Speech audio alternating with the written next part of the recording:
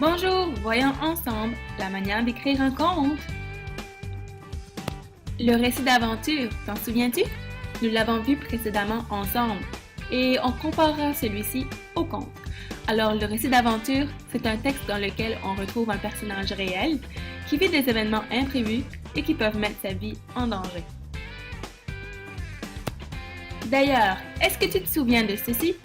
On écrit un récit d'aventure en utilisant la structure du On y reviendra puisqu'on utilisera la même structure pour écrire un conte. Afin de comparer les deux types de textes, revoyons ensemble les caractéristiques du récit d'aventure. D'abord, celui-ci se passe dans le passé ou dans le présent et présente des personnages et des lieux qui sont bien réels. Les personnages rencontrent des difficultés inattendues qui peuvent mettre leur vie en danger et ils sont motivés par un but tout au long de l'histoire. Souvent, c'est le bien contre le mal. Maintenant que tu es redevenu expert du récit d'aventure, allons voir ce qu'est le conte. D'ailleurs, un conte, est-ce que ça te dit quelque chose? Mais qu'est-ce qu'un conte? Le conte, c'est un texte fantastique qui permet à l'auteur d'utiliser son imagination et de créer des scénarios vraisemblables. Regardons ensemble les caractéristiques du conte. D'abord, le conte se traduit dans un univers merveilleux et avec des événements surnaturels. Par exemple, une transformation, de la magie, une métamorphose, une disparition, etc.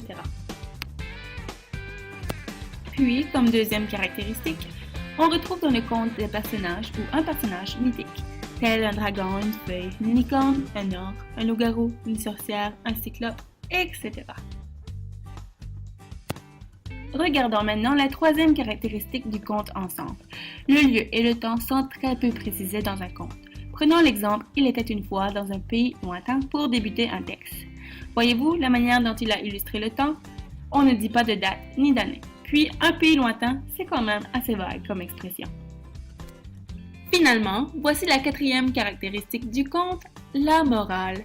On retrouve souvent une morale à la fin d'un conte. On tente de dénoncer une manière d'agir avec celle-ci. Une morale, c'est comme une leçon.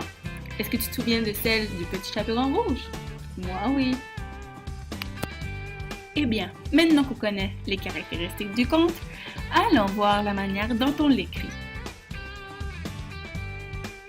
Connais-tu la structure du schéma narratif? Eh oui, celle qu'on utilisait lors de l'écriture de nos récits d'aventure. Eh bien, on suivra ces étapes.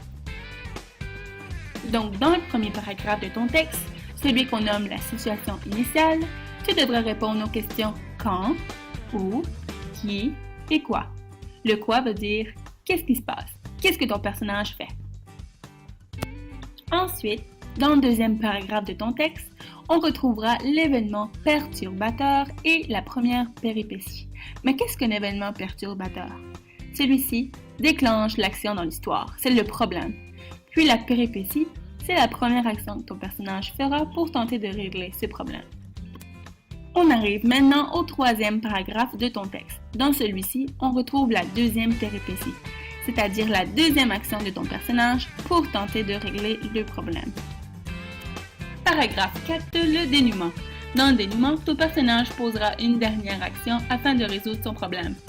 Cette action fonctionnera, c'est pour ça qu'on appelle le dénouement et non la péripétie, puisque la péripétie ne règle pas le problème. Le dernier paragraphe, le cinquième, c'est la situation finale. Donc, la fin de ton conte est heureuse et peut contenir une... n'oublie pas, ça commence par M. Comme les caractéristiques du conte et la structure du schéma narratif n'ont plus de secret pour toi, voyons comment tu pourrais organiser tes idées avant de commencer l'écriture de ton conte. Pour ce qui est de l'organisation des idées et de la planification du texte, 3 moyens s'offrent à toi. La ligne du temps, l'organisateur graphique, puis le dessin. J'ai un faible pour l'organisateur graphique puisqu'il est clair et précis. Facile à suivre. Va voir les exemples dans mon site web sous l'onglet Menu du cours. Avec toutes ces informations, ton texte sera sensationnel. N'oublie pas de compléter ta feuille VIREC, de consulter les sites sur mon site web, de regarder les 3 outils pour organiser ton texte et de lire mon conte. À la prochaine!